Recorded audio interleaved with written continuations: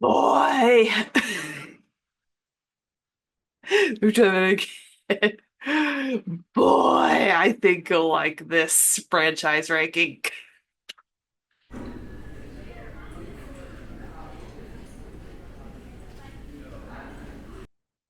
Hey, how you doing? It is I, the Terrific Lady, otherwise known as Brandy, and welcome to Retro Horror School, and a very happy Friday to you. First off, I would like to thank my supporters, Flat Noodle, and I also want to say, oh my gosh, we have reached over 500 subscribers on YouTube. Welcome everybody to Retro Horror School. You are all terrific. If you are interested in being a Ko-fi or a Twitch supporter, go to kofi.com/terrificlady or twitch.tv/terrificlady to get perks such as early video access. Watch till the end for a very important message. Here we go. I haven't had a franchise ranking in a while, and I promised to do this one a while back, and now I've finally gotten around to it. The Phantasm franchise. There are 5 movies in this franchise. The last one was released in 2016, and the tall man, Angus Scrim, passed away that year. I think the movie was released posthumously. So the franchise is one big interconnected story, starting with the first one that came out in 1979 and ending with the fifth one, Ravager, which, as I mentioned, came out in 2016. Each movie takes place immediately after the events of the previous movie. So it does help to watch the franchise in order if you want one fluid story. However, each movie is really good at doing a recap of the movie before it. So say you happen to come in on the third movie, for instance, you are not going to be lost because they're going to recap the first and the second one, and you'll be good to go. Some commonalities among this franchise, from what I've noticed, are balls, kids and people who don't do what they're told, explosions, lots of explosions, road trips, and the character of Reggie, who I'll be talking about later, getting his butt kicked, and ambiguous endings. Those are the commonalities among the entire Phantasm franchise. And as always, I want to say that my ranking is not the end all be all of rankings. You might have completely different rankings than I do, and that is perfectly fine. Speaking of rankings, what would be your ranking of the Phantasm franchise? What order would you put the movies in? From what order would you put the movies in, and what movie in the franchise do you feel is the best? Let me know in the comments below. Here we go to the ranking.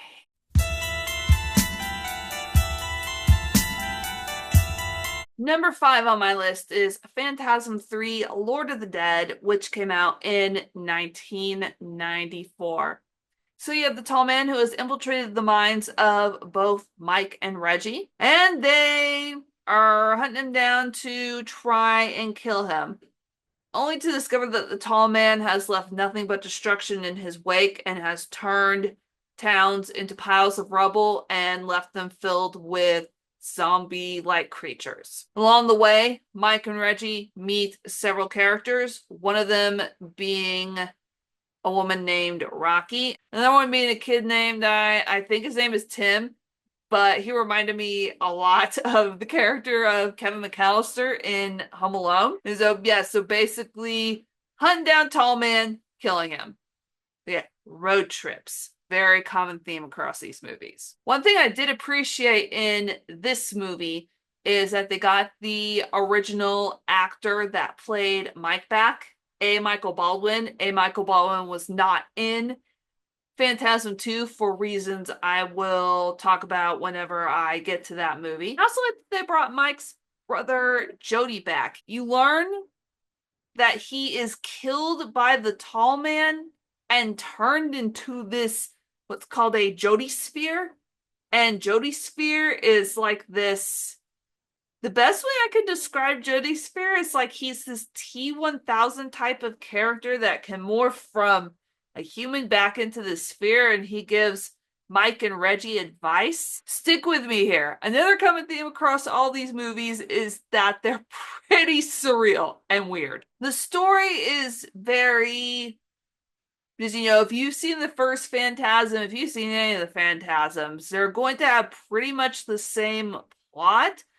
To me, it feels like the Phantasm movies are one just big overarching movie. And one thing I've noticed across these movies is that the vibe very much fit the decade it was made in. This film was very 90s. You had the scrappy kid, you had the people who were fighting the forces of evil, you had the corny jokes. Yeah, yeah, had it all. Very much very 90s. I did like the special effects in this one. They definitely improved from the first and the second one. One that stood out was the sphere that had like the little eyeball coming out of it. It was very cool and weird and gross all at once. And I think the music is just as cool in this movie as it is in the first movie and following subsequent movies. The soundtrack and the music is very synth. It has a John Carpenter-esque vibe to it that I dig. I will say, my one complaint that I had about this movie that really dragged it down for me was the subplot of the looters and the kid. I didn't feel like that was necessary. The looters pulling up to the house to try and rob it, and the kid tricking them and ending up killing them. To me, that felt like it was just to show us, hey, look at what a badass he is. And you could show me through his actions and the fact that you could definitely see that he is a good shot.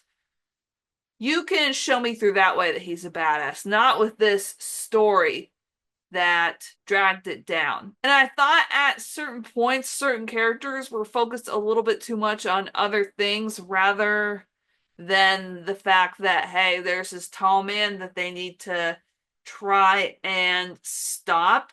I get that along the way, like, you have fun with your friends, you laugh, you joke. But in the grand scheme of things, if you're trying to stop this seemingly unstoppable force, you need to try and keep us focused as much on that as possible in between the moments, where you're resting and traveling. So the fact that this film had that subplot that dragged it way down, and then there were other moments where I thought that characters were focusing on somewhat unimportant things, is why I rank this movie in the last spot.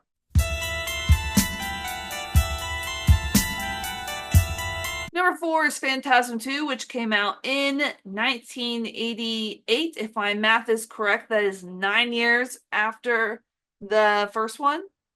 The events take place immediately after the events of the first one, and going on into years after Mike's encounter with the tall man. He gets out of this psychiatric hospital and he meets back up with Reggie after he gets out, and they're set to go after the tall man and kill him. And there's this psychic connection that they have with this girl named Liz. I think she just has a psychic connection with the tall man and Mike, not Reggie. But you throw in this girl with psychic abilities who has this psychic connection, and there's Phantasm 2. Oh, and I also think it has balls too. That's balls. Spheres. I know they're spheres, but I like to call them balls. Universal owns the rights to this movie, so it is very hard to find on streaming. I had to rent it to be able to watch it. It is also the longest movie out of this franchise, and it is also one of the most straightforward movies out of this franchise, which the tone of this didn't really fit with the others, as far as the others having surrealist, dream-like sequences and logic. Also, there was some studio meddling. Universal Studios is the one that told writer-director Don Coscarelli that he couldn't do any of the dreamlike sequences, and he couldn't cast a Michael Baldwin as Mike. So that's where James LeGros stepped in. And I mean, he was an okay replacement. He was fine, but I can see where fans of the franchise would get a little annoyed that the original Mike wasn't playing Mike in this one. And again, like Phantasm 3 was very 90s, Phantasm 2 was very 80s. Guns. Lots of guns, lots of spheres, lots of explosives. Phantasm 2 is where you see Reggie's double shotgun. Not double shotgun, sorry. Quadruple shotgun. That gun is pretty badass, by the way. The special effects in this movie improved from the first one to the second, and I liked how you got to see more of the embalming process and how the tall man dispatches of his victims. And definitely the special effects improved because you had Greg Nicotero and Robert Kurtzman working on the special effects. Awesome. Also, going back to this film being very 80s, Liz, played by Paula Irvine, looks a lot like Lar Park Lincoln did in Friday the 13th Part 7. They kind of have similar powers. I mean, Lar Park Lincoln, her character's powers were more telekinetic, but I wonder if that's kind of the vibe that they were going for, is that kind of vibe-ish. What do you think? I like the way the familial relationship was built between Reggie and Mike. What I didn't really like is that Liz and Mike were all of a sudden in love with each other. I mean, that relationship was not well developed at all. They just kind of jumped into it, so that was odd. The score in this movie didn't sound like Phantasm really at all. It didn't really have much in the way of subplots that dragged it down. It kept my interest, even though it was straightforward and lacked the surrealist dream logic scenes of the other movies, for the simple fact it didn't have any weird subplots that dragged it down, is why Phantasm 2 is in my number 4 spot.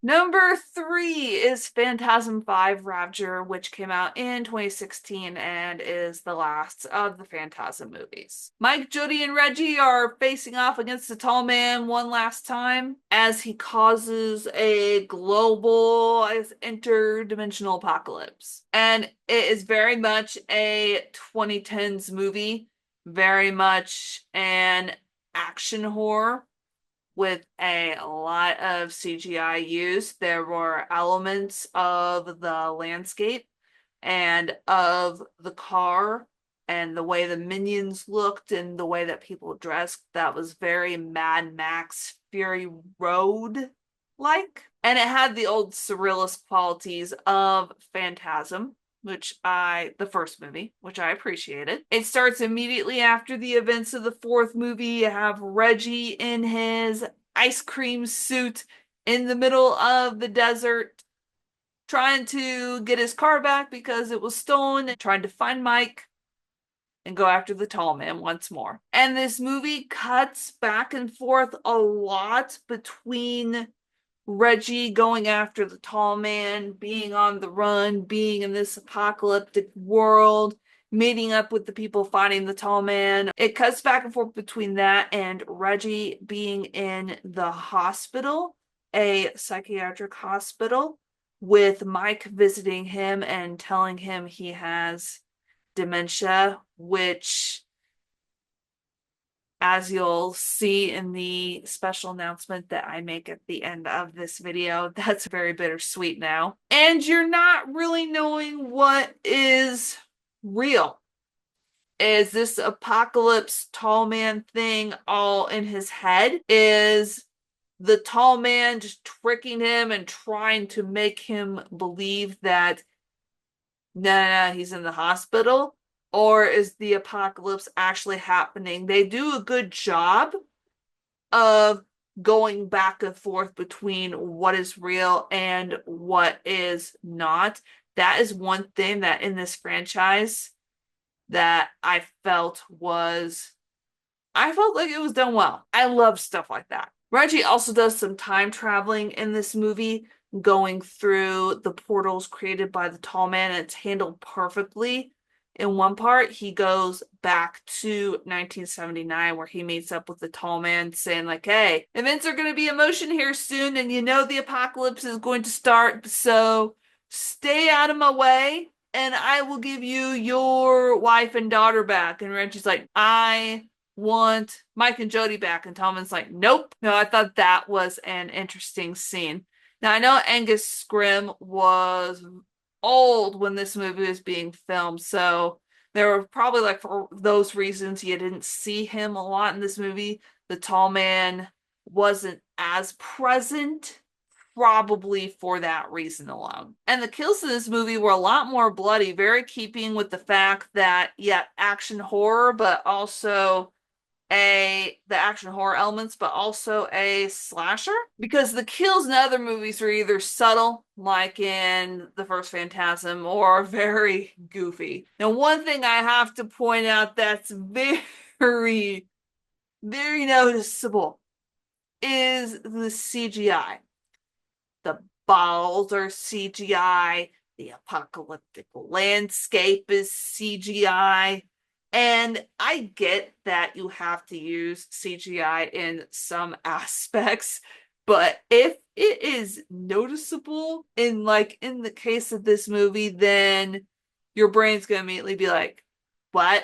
And not take it seriously. I very much enjoy the back and forth between reality and is it all in my head, like fantasy, what is real and what is not. Appreciated about this movie, and that is why Phantasm 5 is in my number 3 spot.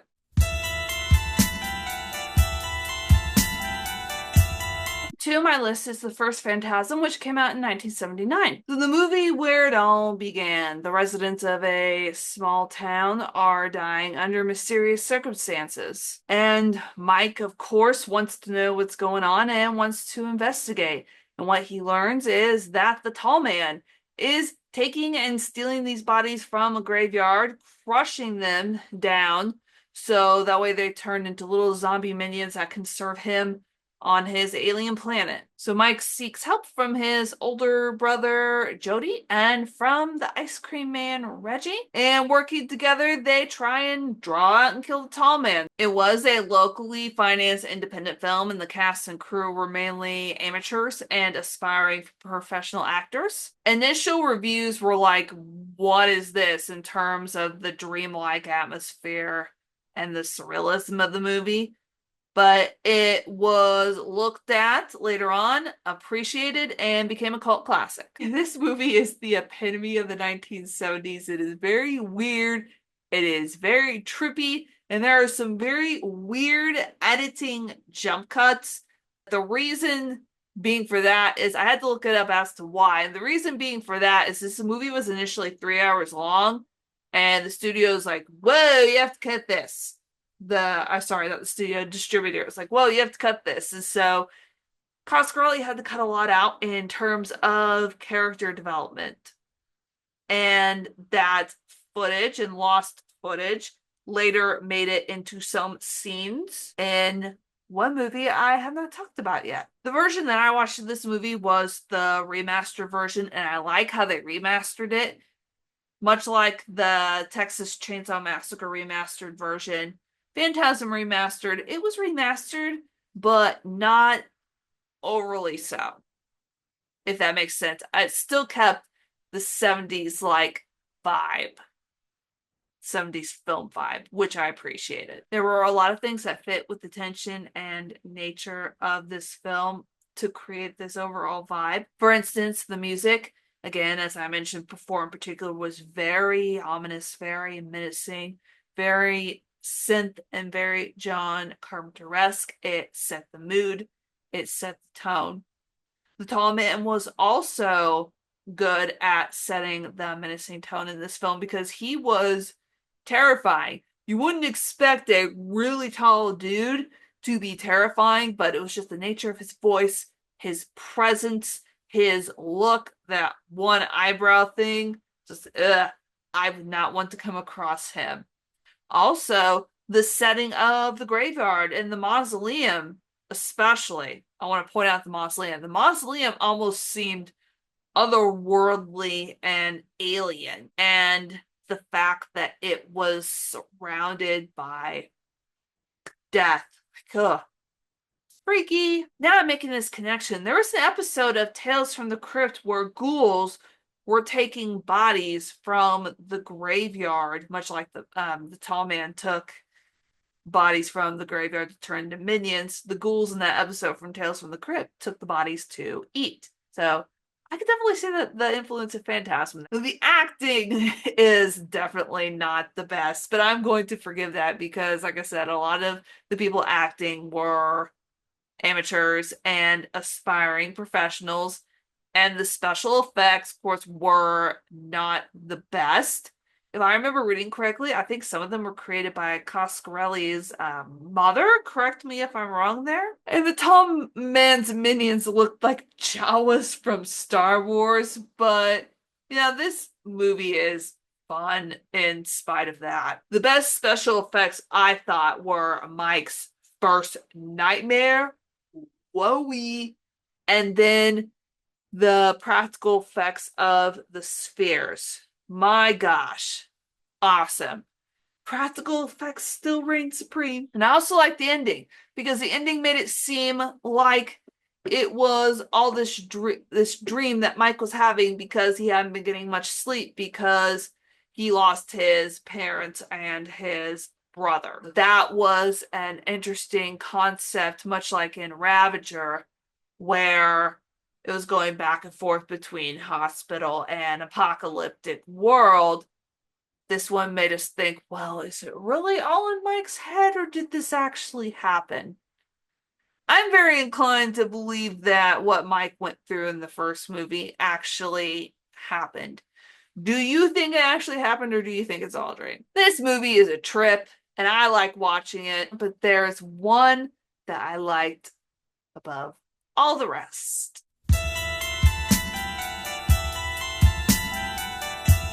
Number one is Phantasm 4 Oblivion, which came out in 1998, so near the end of the 90s. It takes place immediately after the events of the third one.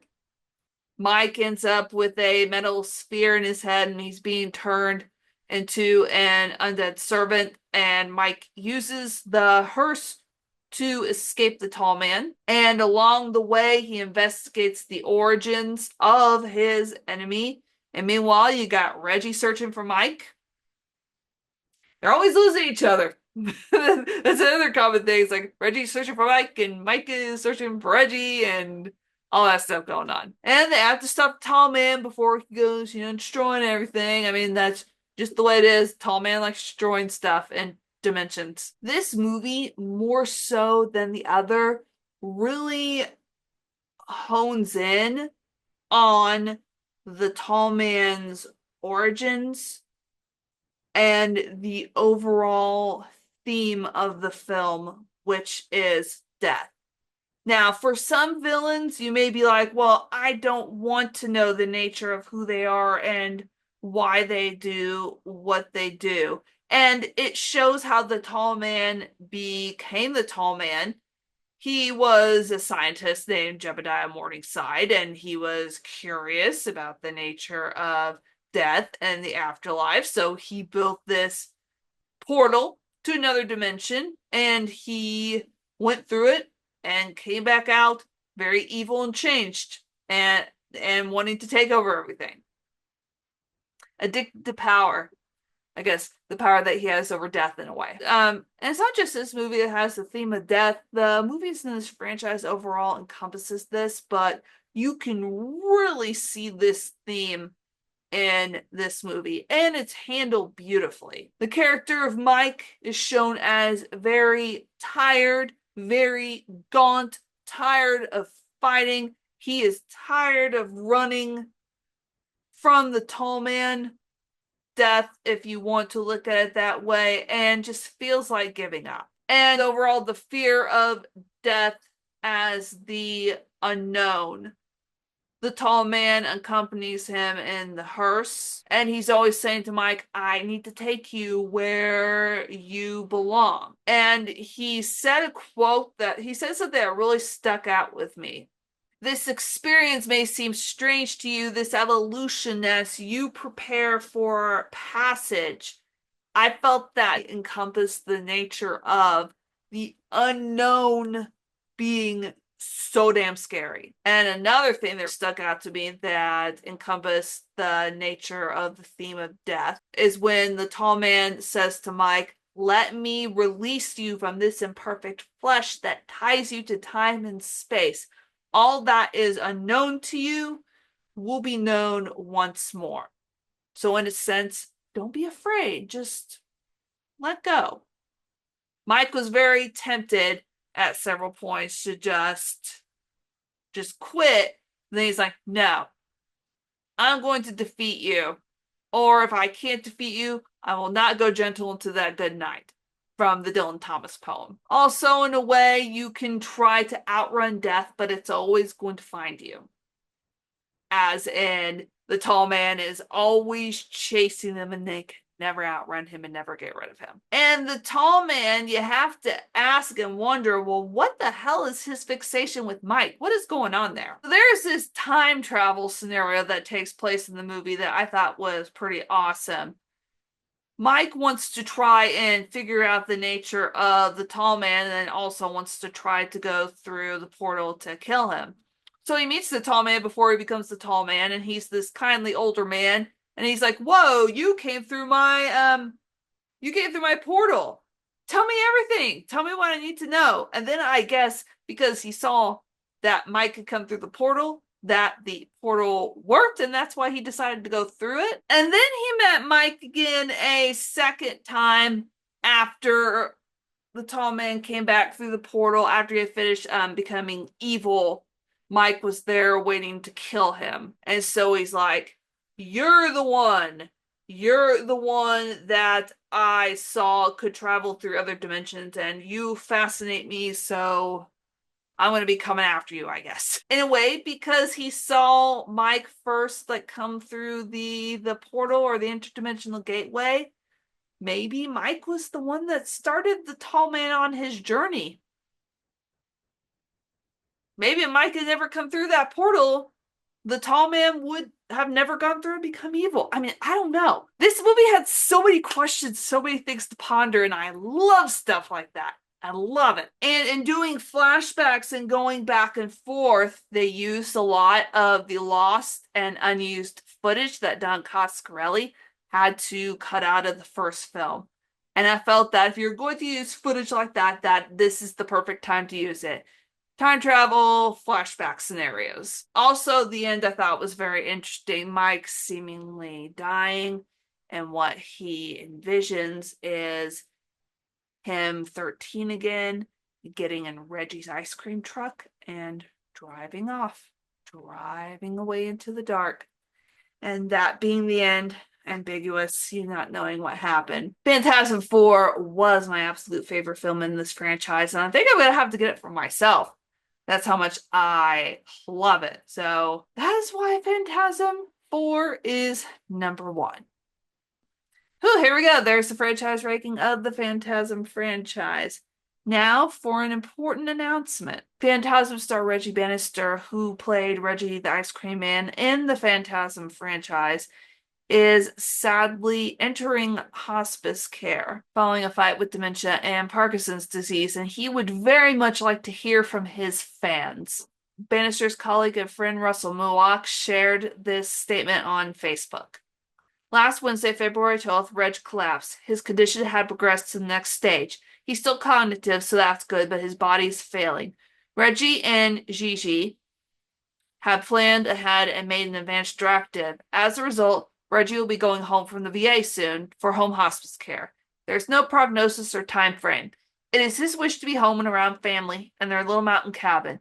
He's not suffering, and he's happy to be going home. And Russell asked that Reggie's fans send thoughts, prayers, good vibes, and also cards, letters, fan art, anything that you wish to send Reggie Bannister, you could send to this address: P.O. Box 4387, Crestline, California 92325. Thank you so much for watching this Phantasm franchise ranking video. I really do appreciate it. Let me know your thoughts about anything Phantasm related. Again, your rankings, what your favorite film is, what your favorite special effects are, what you think about the tall man. I mean, anything that you want to say about the Phantasm franchise, do it in the comments below. Like and share this video with fellow horror fans because it really does help. And don't forget to subscribe if you haven't already and click that bell so you never miss another Retro Horror School class.